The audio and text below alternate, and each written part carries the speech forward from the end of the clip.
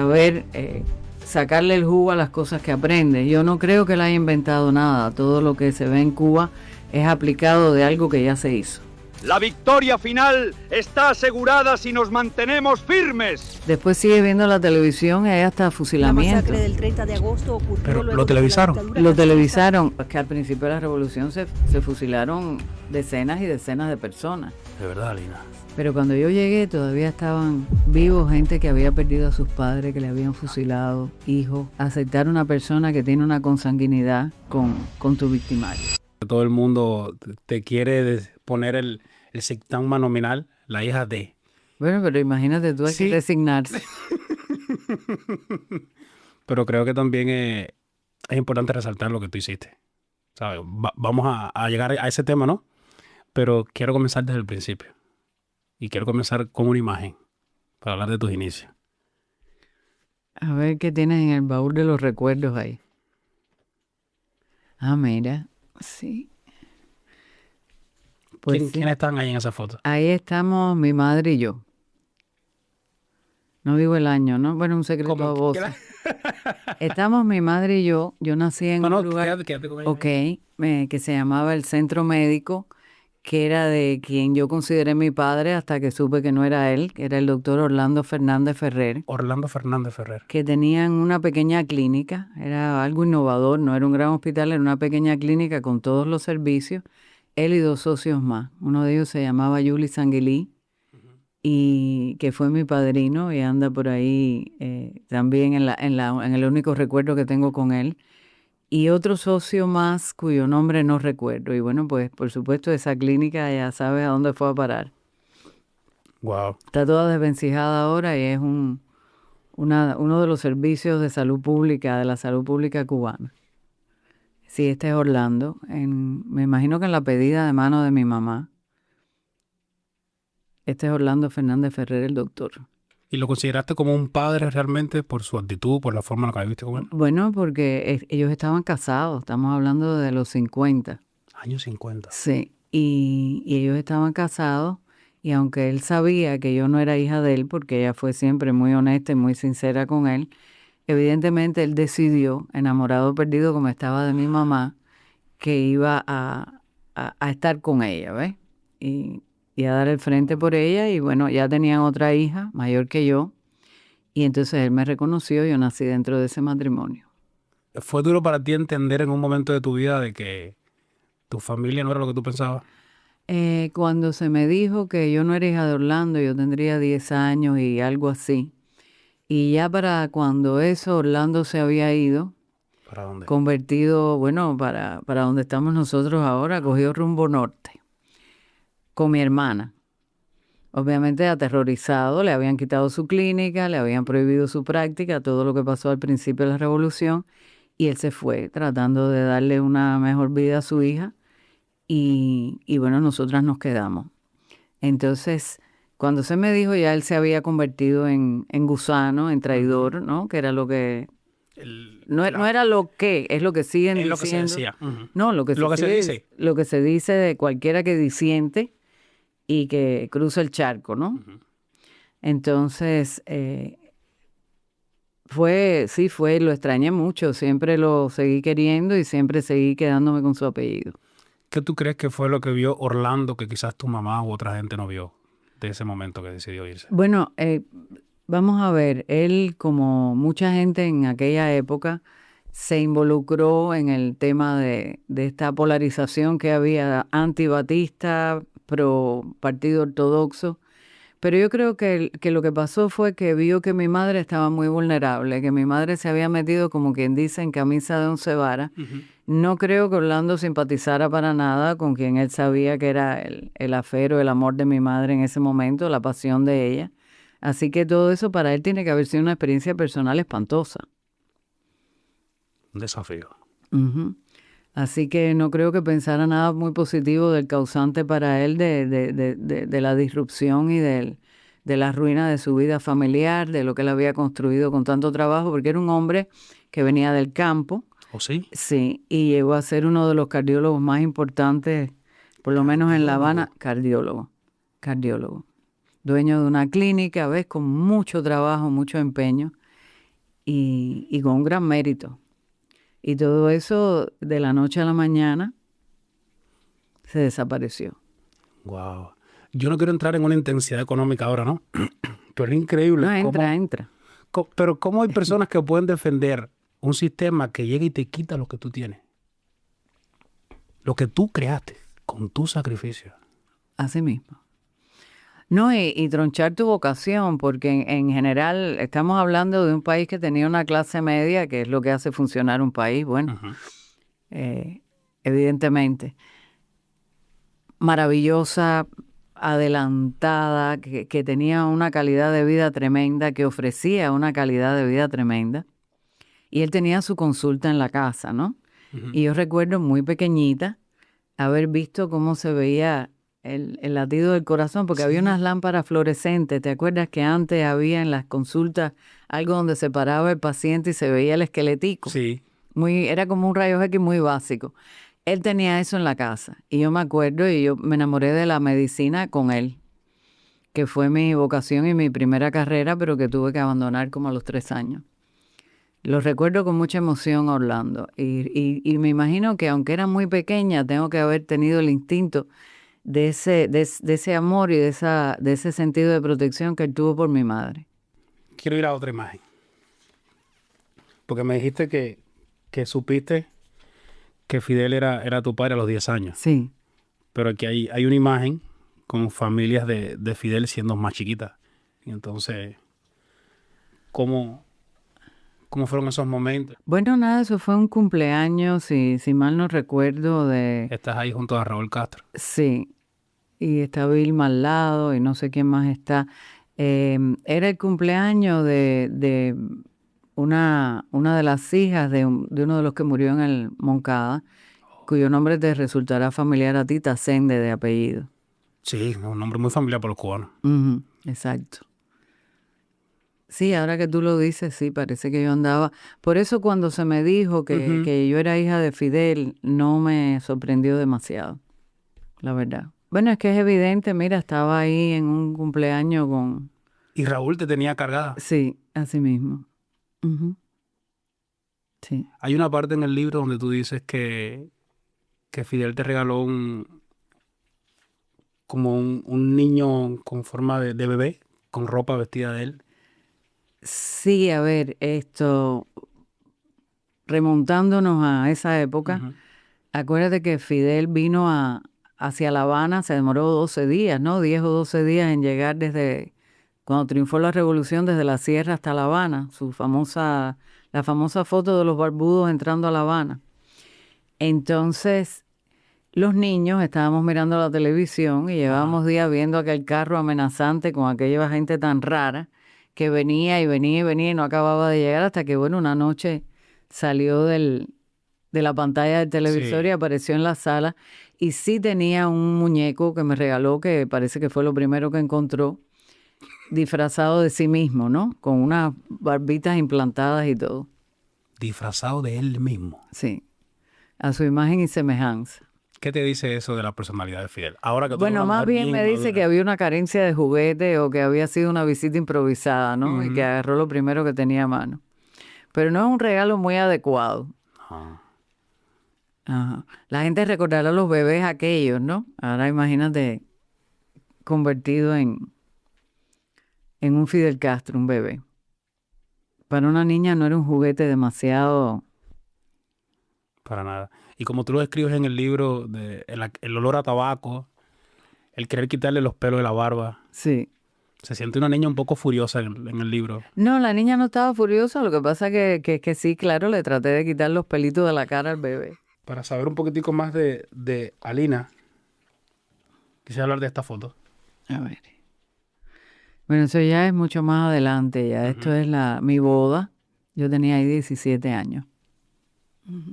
Y él tuvo que ir a autorizar, porque yo era menor, de que yo me pudiera casar. A pesar de que en ningún papel decía que era mi padre, pero sí tuvo que ir a firmar. O por lo menos él dijo que tenía que ir a firmar, o no sé si... Wow, con 17 años. Sí. ¿Y él siempre estuvo presente en tu crecimiento o...? No, para nada. ¿De verdad que no? Para nada. No, para nada, para nada. Era muy esporádico. De vez en cuando. Sí.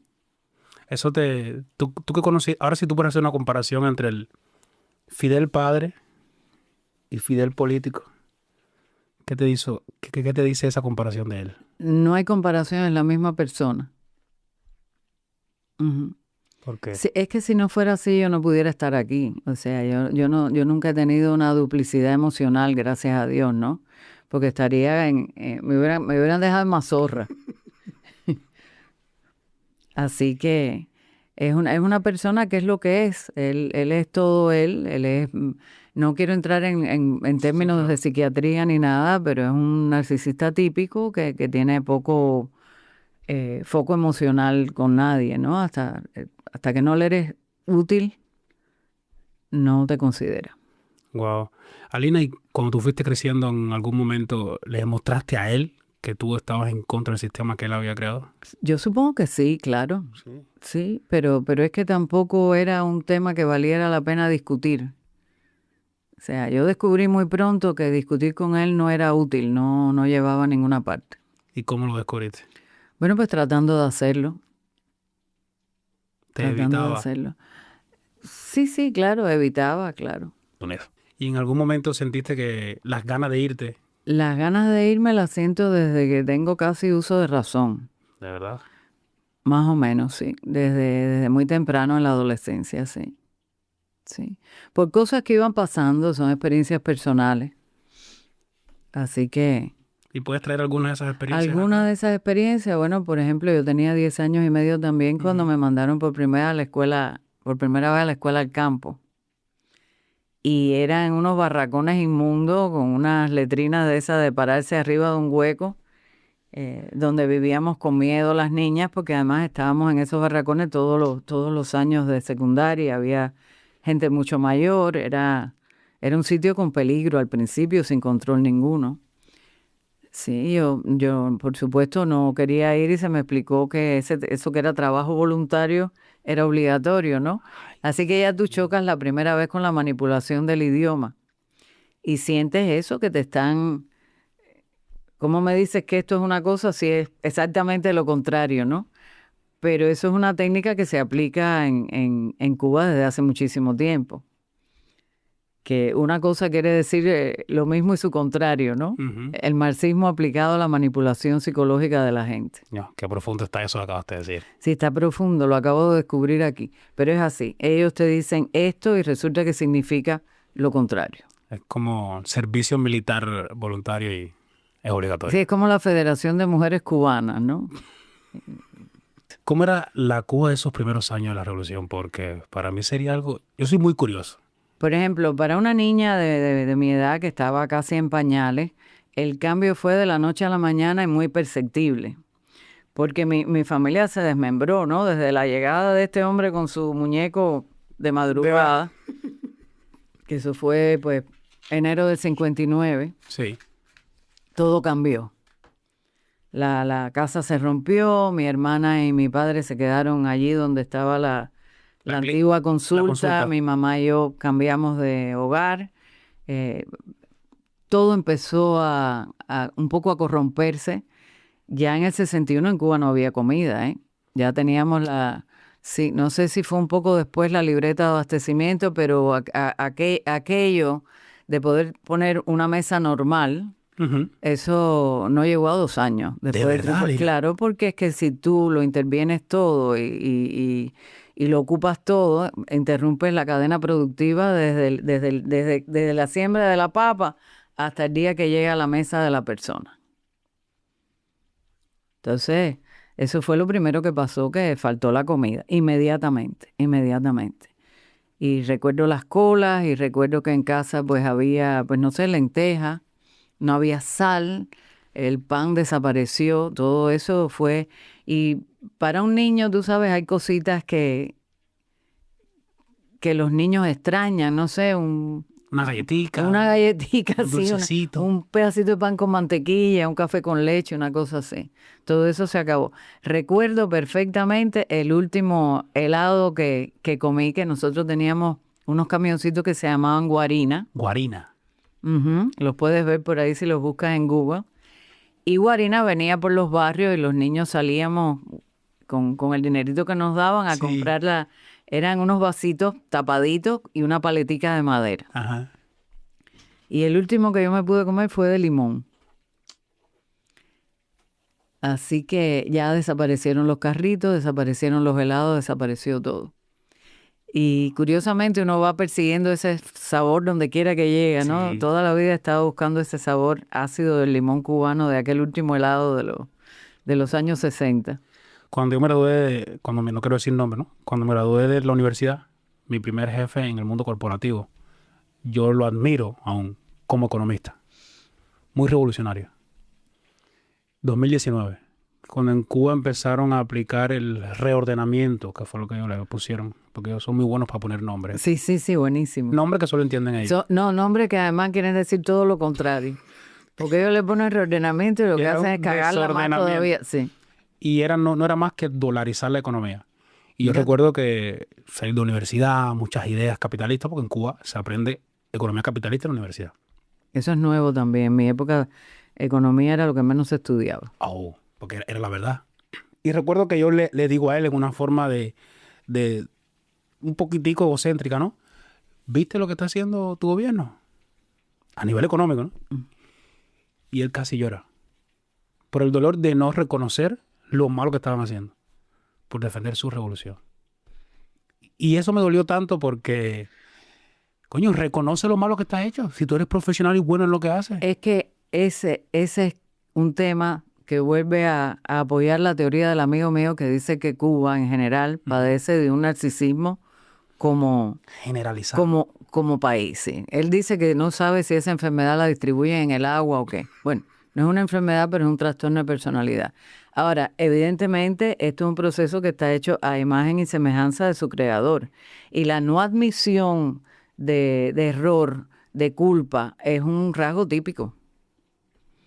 Y estamos viendo las consecuencias a estas alturas. Es decir, donde ya es evidente que lo que han estado haciendo no da resultado ninguno. Ahora que hablas de resultados, Alina, te quería preguntar, cuando tú viste los cambios en menos de 3 años, eras bien jovencita, pero tu mamá, muchos vecinos vieron también los cambios.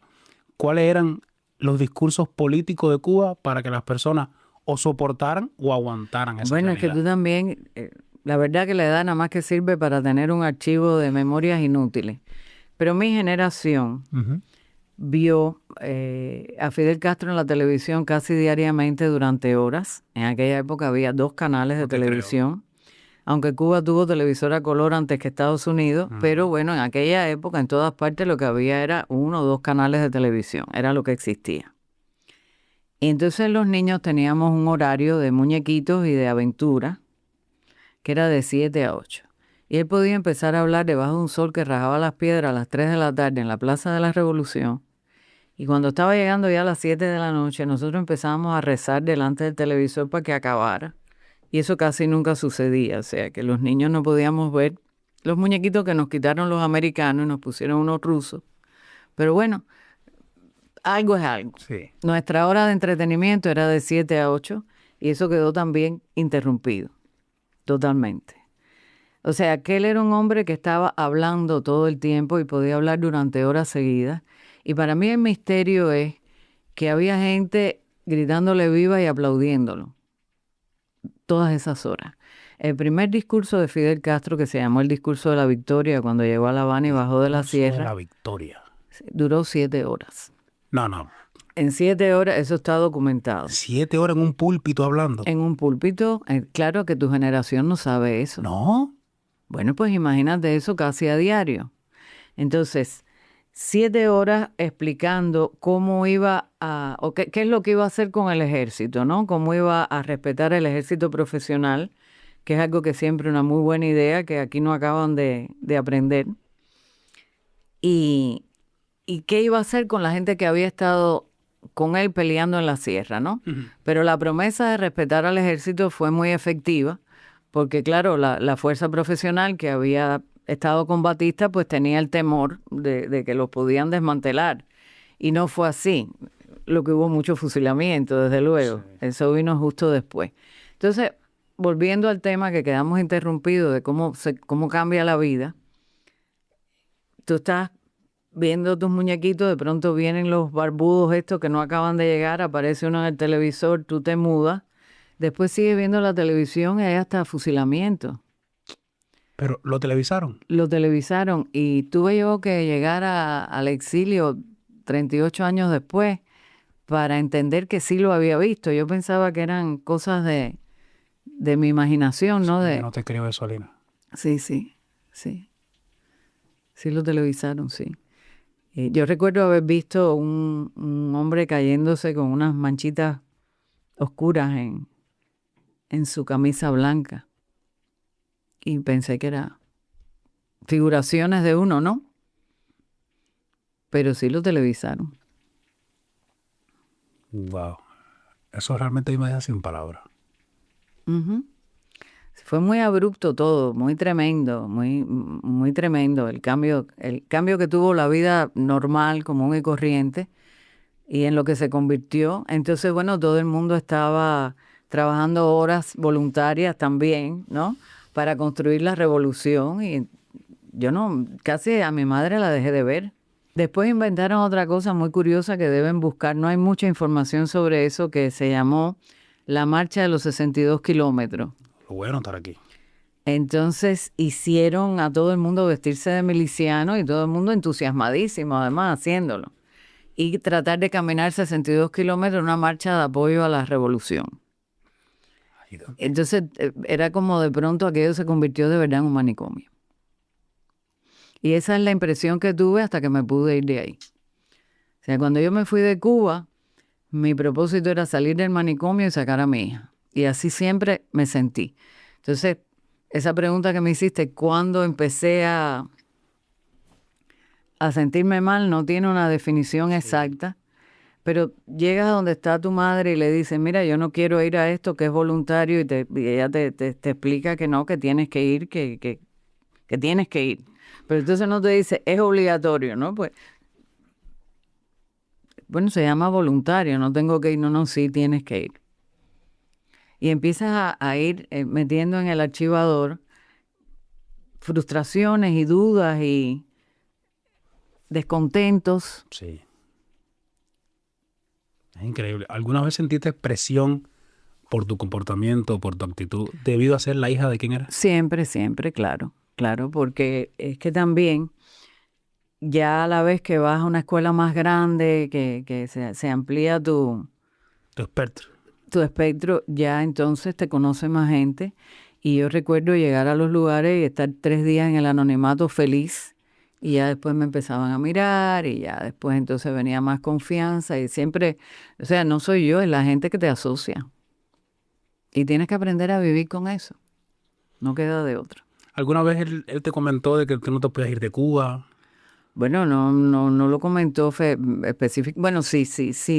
¿Cómo fue eso? Nada, teniendo como 12 años que recibí una invitación y me dijo que yo no podía ir porque se podía convertir en un problema político. Así que si te dicen eso a los 12 años, imagínate. En el año 64 yo creo que ya definitivamente él debe haberse enamorado de otra persona, seguramente eso fue lo que pasó. Me mandó con mi madre a Francia, estuvimos 1 año y medio en Francia. Tú sabes que se llama así, eso es poner mar de por medio. El 1 año y medio en Francia fue la imagen que te mostré. Sí, aquí no está. Con el elefante. Sí. ¿Y nunca pensaron en quedarse a vivir en Francia? No, mi madre no podía vivir fuera de Cuba. Ella no podía. Y realmente yo también extrañé mucho. Sí. Yo llegué a Francia sin saber que el francés existía.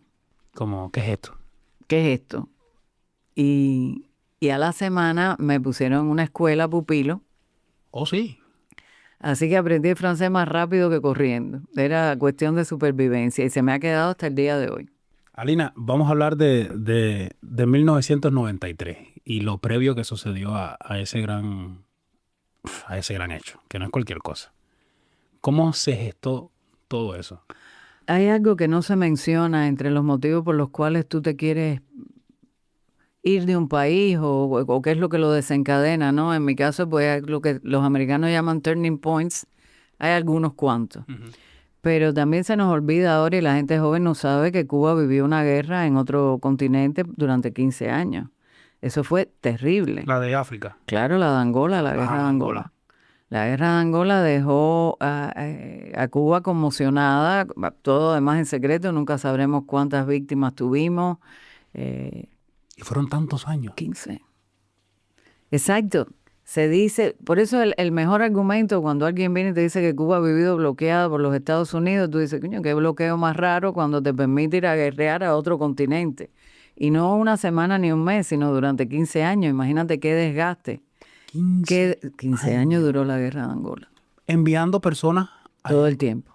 Y eso en Cuba no lo cuentan. Por lo menos yo que soy de la regional. Pero por supuesto que no lo cuentan. Dios mío. Casi como tú dices, ¿qué bloqueo hay? Por eso hay que entender a la gente que tiene posiciones tan radicales y que quiere que eso ya se acabe de una vez. Sea como sea, ¿ves? Totalmente. ¿Y cómo vino la construcción de la idea de irte de Cuba de la manera en la que te fuiste? La construcción de la idea de irme de Cuba viene de siempre. Sí, eso estaba ahí. Entonces la oportunidad fue la que surgió muchísimo más tarde. Yo nunca me atreví a montarme con mi hija en una balsa. Nunca. O sea, el coraje que hay que tener para hacer eso, honestamente, yo no lo tengo. Admiro a quien lo hizo. Por eso Totalmente. Por eso. Es increíble.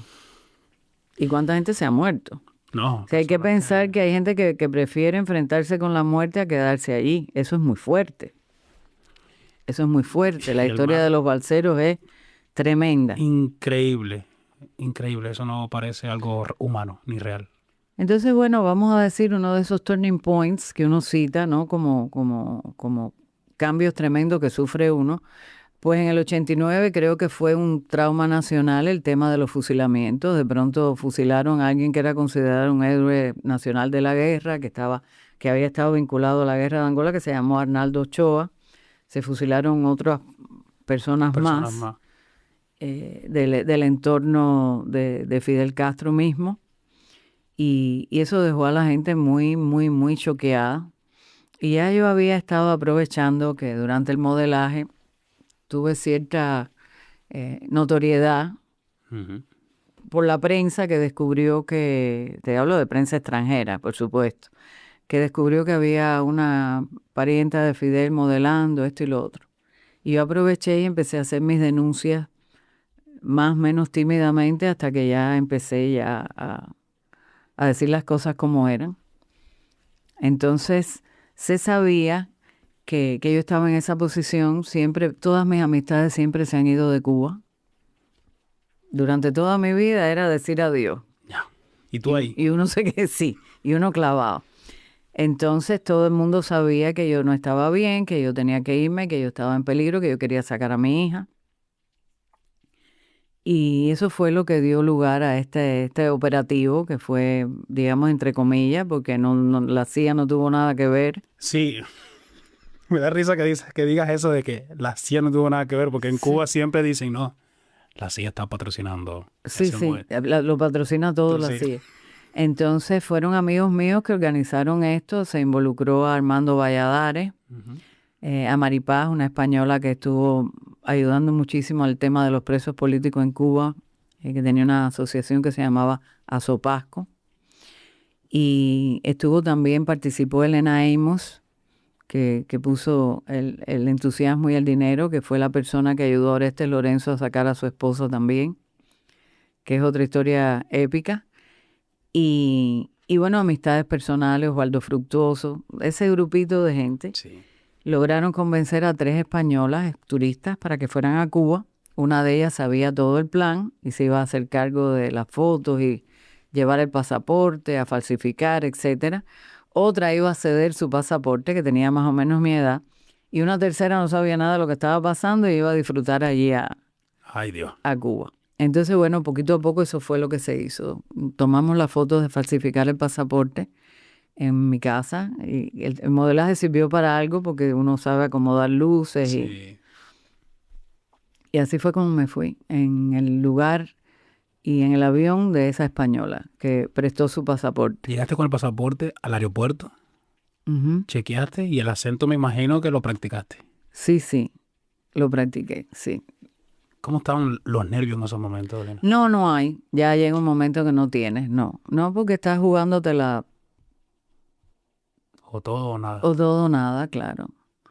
Y bueno, yo sabía que lo que me esperaba, si era nada, era seguir condenando a mi hija a vivir allí. Y a mí, pues, a lo mejor me esperaba una granjita en el mejor de los casos. Alina, antes de profundizar en el después del exilio, quisiera que tú me trajeras acá a todas las personas que te escuchen. Yo soy muy curioso, Alina. Todas esas historias del llamado periodo especial, que no sé si en Cuba se acabó, se agudizó, algún día terminó el periodo especial, porque hay muchas personas que aunque tú no lo creas, bueno, yo sé que tú lo crees, que no entienden y no creen estas historias que yo sé que tú vas a traer, porque yo las escuché de ti y me sorprendió muchísimo.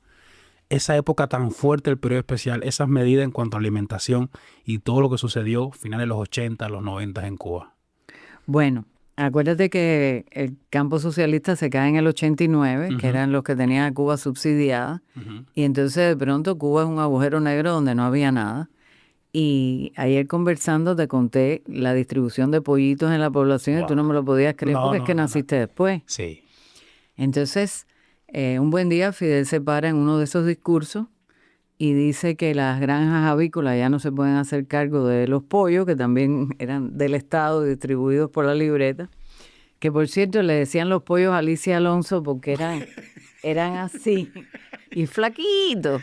Y para que te dieran un Alicia Alonso tenías que ser diabético, tener cáncer, una cosa de eso. Bueno, en fin, lo de siempre. Lo de siempre. Entonces, él dice que él va a distribuir los pollos en la población para que la gente los críe en la casa y los tenga en caso de que se declare la hambruna, que no había por qué declararla porque ya... Pero él estaba preparando el paño antes de que saliera la gotera. Sí, en fin. Entonces dan 3 pollitos por persona. Y yo vivía en un apartamento y a mí nadie me iba a convencer de que además sin luz, ¿no? Yo iba a criar 3 pollitos sin comida y me iban a quitar el hambre cuando llegara, que ya era bastante. Y yo regalé mis pollitos, pero había gente, no sé, que de verdad se creyó que eso era una solución, porque desgraciadamente llega un momento que tu mente está tan permeable o tan machacada que te lo crees todo. Me gusta esa palabra, permeable. Mente permeable. Te lo crees todo. Y bueno, pasaron cosas, los pollos estaban autorizados. La gente que sabe de lo que estoy hablando, pues sabe perfectamente qué fue lo que pasó. Yo vi vecinas mías darle boca a boca a un pollo que se le había ido por un tragante y los tenían amarrados con cordeles porque los gatos en la calle tenían tanta hambre que ver un pollo de aquello. Ahora, si tú quieres pasar trabajo en la vida, trata de que un pollito recién nacido crezca para que tú veas. Y después empezó la cosa del canibalismo, ya para ponerle un toque de humor a esto. Canibalismo? Claro, porque si tú tienes, son 2 personas en una casa y tienen 6 pollos, vamos a poner que logres que 4 lleguen a la adolescencia pollística, ya tienen nombre. Ya le coges cariño. Claro, la gallinita Perla y el otro Pepito y qué sé yo. Y ya un día llega el niño a la casa y como arroz con pollo y cuando pregunta dónde está Pepito, ay, Dios, lo estás digiriendo, Pepito. ay, No, es que son cosas de surrealismo puro. No suena absurdo eso. Totalmente. Pero pasó. Y pasaron más cosas que si uno las cuenta como recetas para comer, no sé, por ejemplo, frazadas de piso que eran de Nequén y se maceraban bien en aceite y después empanizadas. Mira, pasaron muchas cosas. El cubano lo que se lo toma todo con humor. Pero ¿quieres otro cuento más absurdo todavía? ¿Cuál? Tuvimos un director de cine que ha sido uno de los más importantes, si no el más importante en Cuba, que se llama Humberto Solás. Y Humberto Solás vivía en Miramar, en uno de estos edificios que tienen un cuadrado en el medio, como un patiecito hueco, donde él era el único apartamento de los bajos, tal vez otro que tenía acceso, y ahí pusieron una puerca. Porque la gente dijo, bueno, vamos a criar los pollitos, pero un puerco tiene más enjundia para cuando llegue la hambruna. Y la gente empezó a criar los puercos en las bañaderas de los apartamentos. El que no tenía un patio para el puerco. Y en este caso, esta era una puerca que llegó a tener puesto un lazo y todo. Tenía su nombre, cuyo nombre no recuerdo. Y se le bañaba, porque imagínate, era gente, te estoy hablando de gente un director de cine internacional. Dios mío. Pasaron cosas horribles. Uno ahora lo mira y se ríe, pero Sí. es que es espantoso. Es espantoso. Forzar a la gente a cosas así. Tú me comentaste la historia del canibalismo con el puerco, ¿no? De ir... Sí, sí, hay cuentos horribles de gente que podía y casi que se iban comiendo el puerco a pedacitos, ¿no? Ay, Dios mío. Había gente que le suministraba Benadrylina para que no gruñeran, porque los puercos eran ilegales, los pollos no. O sea, tú podías tener una cría de pollo en la sala de un apartamento, pero ya un puerco en la bañadera o en el paticito de atrás no era legal. Aline, eso parece una serie de zombies. Eso... Es que sí, fue una época de zombies, donde también había grandes apagones, no como esto, por supuesto, Sí. no como esto. Y la diferencia es que en aquella época, hasta tener $1 estaba prohibido. Era tráfico de divisas. ¿O sí? No, perdón, tenencia de divisas. Ibas preso, te castigaban, podías estar un par de meses. Si tenías no $29 y te encontraba la policía con $99 en el bolsillo, ya se llamaba tráfico de divisas. Y eso sí era cárcel segura. Con lo cual te quiero decir que en este momento, por lo menos, tenemos gente ayudando desde afuera, a sus familiares, mandando una remesa, mandando un paquete. O sea, hay un tráfico de bienes de consumo que no existía en el año 93. Y mucha gente me dice que antes de estos severos apagones, después de que Maduro fuera a parar a una cárcel ahí en Nueva York, de que esta época es peor. De cierta manera estoy segura de que sí, pero por lo menos hay una vía de hacer llegar cosas. Antes nosotros no teníamos eso. Yo quiero digerir el impacto de todas las cosas que tú estás comentando. Y si quisiera analizar de tu experiencia, ¿qué tú crees que hizo bien Fidel que otro presidente no ha hecho? ¿Que tenía el pueblo así? Para mí siempre seguirá siendo un misterio. Evidentemente tenía un poder de fascinación sobre el pueblo, porque eso de estar aplaudiendo y gritando viva al sol durante horas no es una cosa normal, y ahí están las imágenes. Sí. En aquella época no hacía falta obligar a la gente a ir. Increíble cómo un hombre pudo dominar a tantas personas. Pero es que también siempre estamos subestimándolo. Él no solo gobernó a Cuba, él gobierna lo que está pasando actualmente. Lo que él estableció, los sistemas que él estableció, los patrones que él estableció, existen en este momento. Todo este antiamericanismo depurado y resumado viene de Cuba. Acuérdate que Fidel Castro surge como líder en una época, una circunstancia histórica interesantísima, donde había muchos países, liberándose de las colonias. Y él aprovechó ese momento. O sea, él se instituyó un poco en el adalid de la independencia de Media África, parte del Medio Oriente. ¿Ves? Fue así.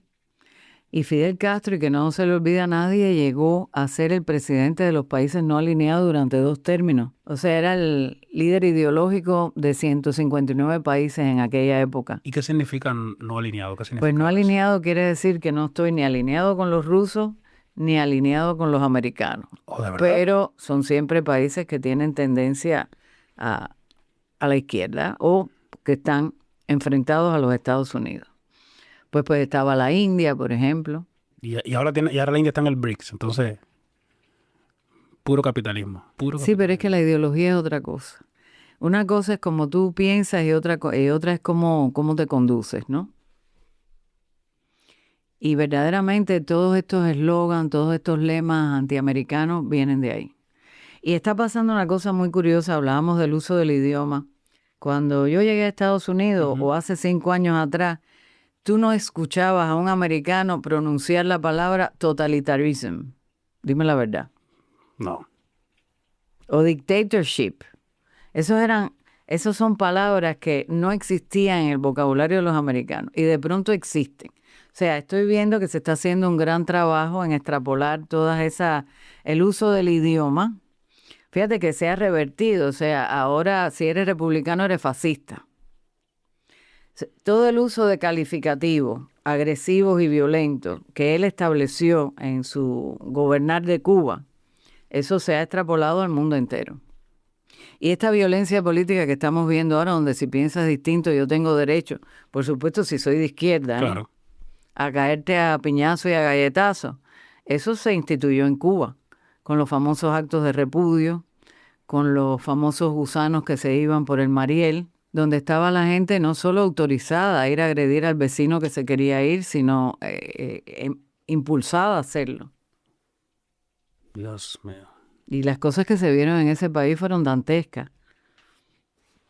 Cuando yo estuve buscando información para preparar este podcast, Alina, yo vi un video de 1987, personas que iban a entrar a la embajada de Estados Unidos para buscar su vuelo o su entrevista, y las personas fuera ofendiéndolos y con palos. En algunos casos hubo muertos. Yo creo que, por así decirlo, el socialismo mata el razonamiento del ser humano. Y sobre todo tiene la capacidad de tus instintos más bajos hacerlos aflorar. Yo estoy investigando acerca del libro de Adolf Hitler, Mi lucha. Uh-huh. Y Fidel aplica algo muy, muy lindo que explica Hitler ahí, que era buscar un enemigo único para todo el mundo. Y así las personas te seguían y se unían. Y el enemigo siempre fue uno. Es que él es una persona que a pesar de sus orígenes tuvo una educación excelente. Y la astucia no está en ser el más inteligente y el más rápido del aula, está en aprender y saber sacarle el jugo a las cosas que aprende. Yo no creo que él haya inventado nada. Todo lo que se ve en Cuba es aplicado de algo que ya se hizo. Tú llegaste, bueno, el exilio lo hiciste con 37 años. 38. Sí, y primero no viniste a Estados Unidos. Bueno, salí por España. Ajá. Pero 3 días o 4 días más tarde sí pude entrar aquí gracias a la intercesión de Elena Amos y de un senador que había en Georgia. O sea, se me autorizó a entrar. ¿Cómo fueron esos principios de llegar aquí a los Estados Unidos? Muy extraño, la verdad. No hablas ni el idioma. Y pude sacar a mi hija casi inmediatamente, gracias a Dios. La magia de la prensa, ¿ves? Como yo salí en Navidad, me escapé en Navidad, pues se convirtió en una noticia. Y gracias a eso, un reverendo muy conocido aquí que se llamó Jesse Jackson. Jesse Jackson. Sí, él dijo que iba a tratar de que Fidel Castro dejara salir a su nieta. Y bueno, Fidel Castro trató de que eso no ocurriera porque dijo que la dejaba salir si su padre y su abuela lo autorizaban.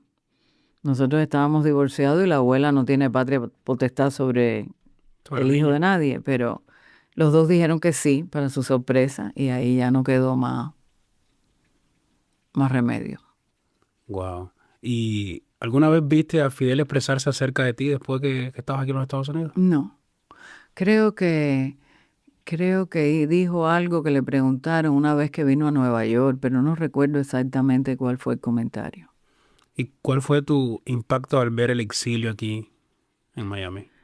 ¿Cómo tú crees que se puede sentir un exilio? En aquella época era un exilio distinto al que hay hoy. Cuando llega la hija de su tirano y de su victimario a tratar de formar parte de su fila, ¿entiendes? Eso es una posición que hay que ganársela y que quieres desearla mucho. Quieres estar ahí, quieres estar con ellos. Porque el mundo es ancho y ajeno. Y podía haberme ido a pasarme karma a cualquier otro lado, pero ahí era donde yo quería estar. ¿Y cómo te recibieron ellos? Mira, el cubano tiene una gran generosidad porque hay que ponerse a pensar. Hay que ponerse a pensar. Han pasado muchos años, ya yo llevo 30 años aquí y hasta un poco más. Pero cuando yo llegué todavía estaban vivos gente que había perdido a sus padres, que le habían fusilado, hijos o padres. Es muy duro aceptar una persona que tiene una consanguinidad con tu victimario. Es como querer a la hija del verdugo, ¿ves? Y yo siempre fui muy consciente de eso, pero pensé que era el único lugar donde yo tenía que estar.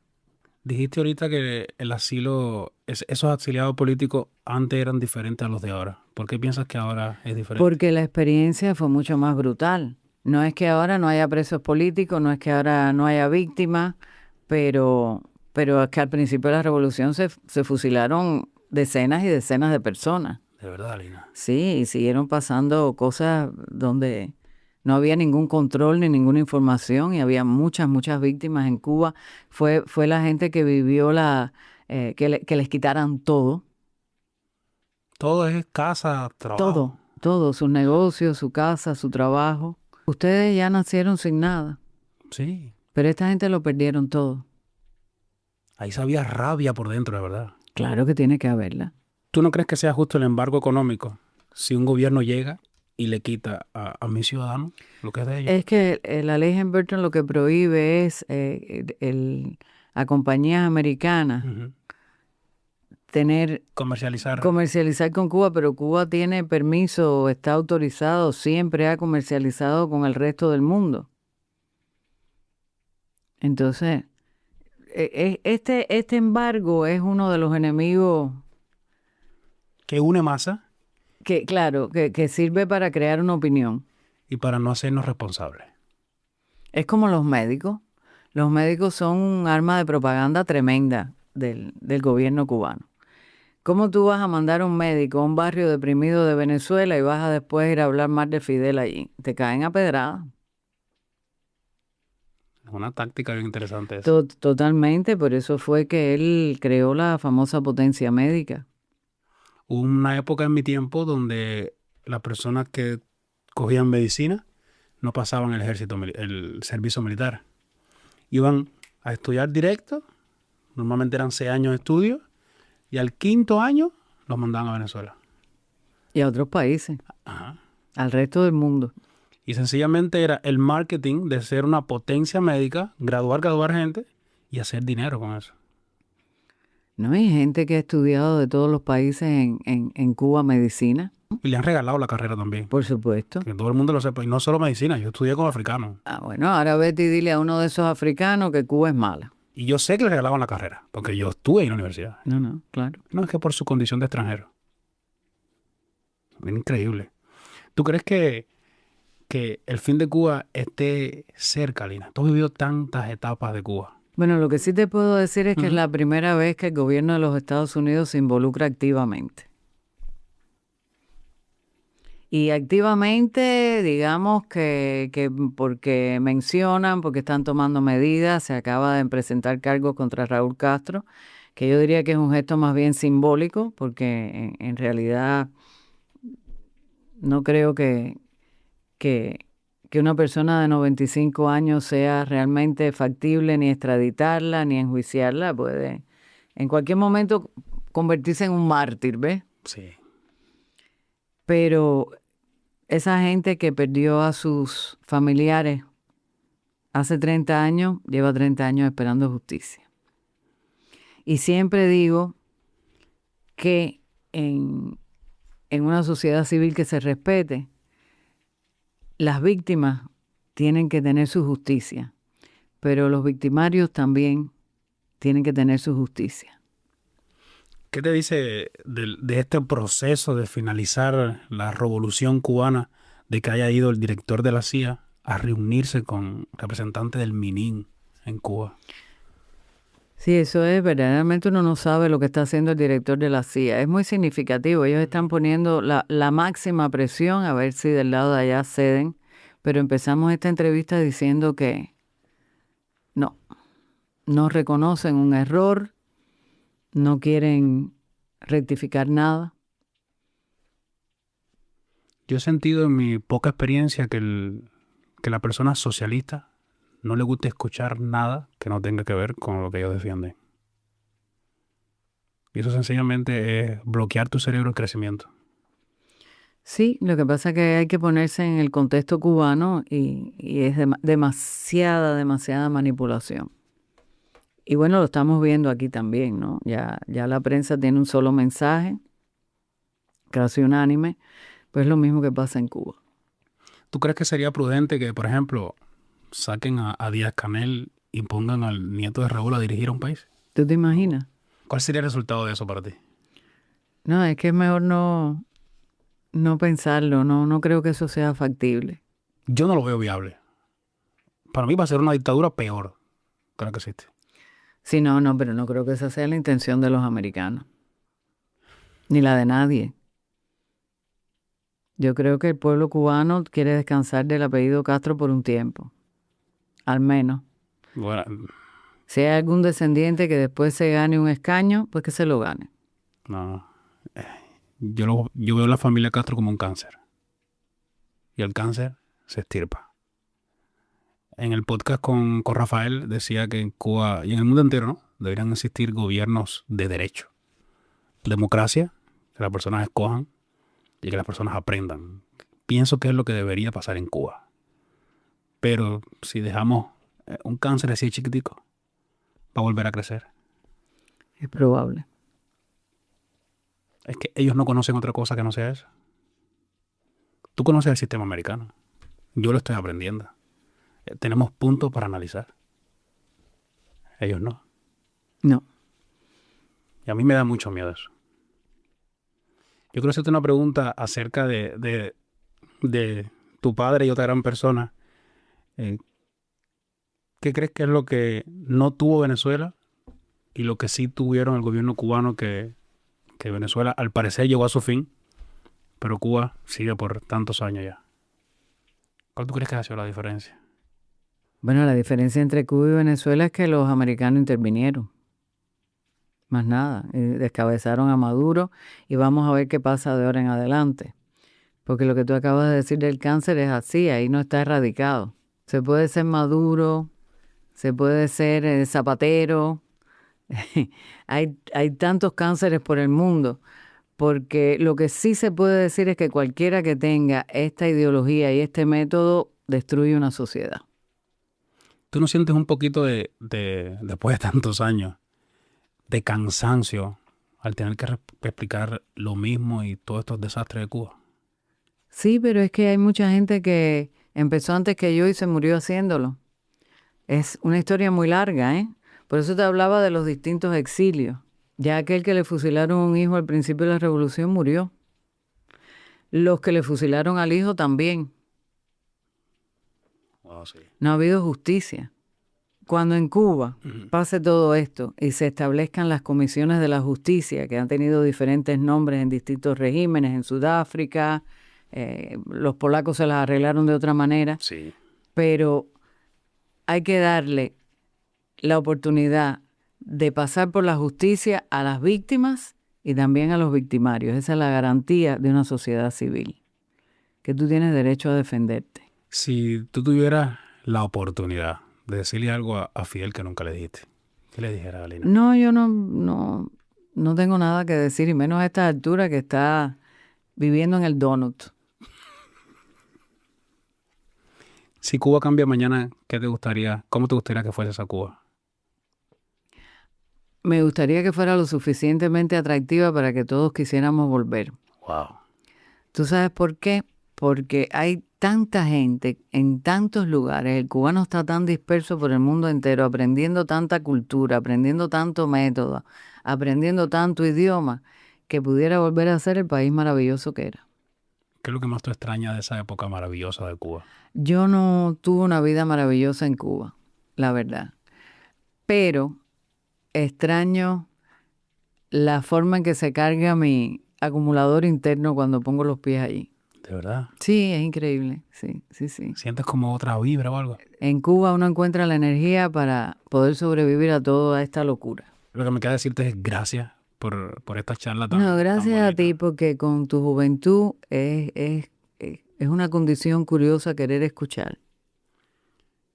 Escuchar es lo que tú me decías ayer. Aprendes tanto. Tus historias a mí me hacen viajar completamente. Por eso a veces tú me hablas y yo me quedo como en pausa, como aprendiendo de ti. No hay otra manera posible de uno aprender tantos años en tan poco tiempo. No, y sobre todo tú sabes también que para asegurar el futuro hay que conocer el pasado. Y conocerlo bien. Y mi generación, no sabemos nada. No, tu generación nació en la desinformación y en la manipulación y en el adoctrinamiento. Total. Y encima desnutrido, porque hay que decir la verdad. Fíjate que en el año 93, y eso que nos estamos despidiendo, ya la OMS, No, seguimos. ya la OMS declaró que Cuba tenía un estado de ¿Oh, sí? malnutrición. Sí, claro. Y créeme que yo salí de Cuba pensando que la salud cubana era wow, lo máximo. Es que hay gente que lo piensa todavía. Dios mío. Vamos a hacer más con menos. Gracias, Alina. A De verdad ti. que sí. Me encantó compartir contigo esta plática. Y ojalá que podamos hacer muchísimas más. De verdad que sí.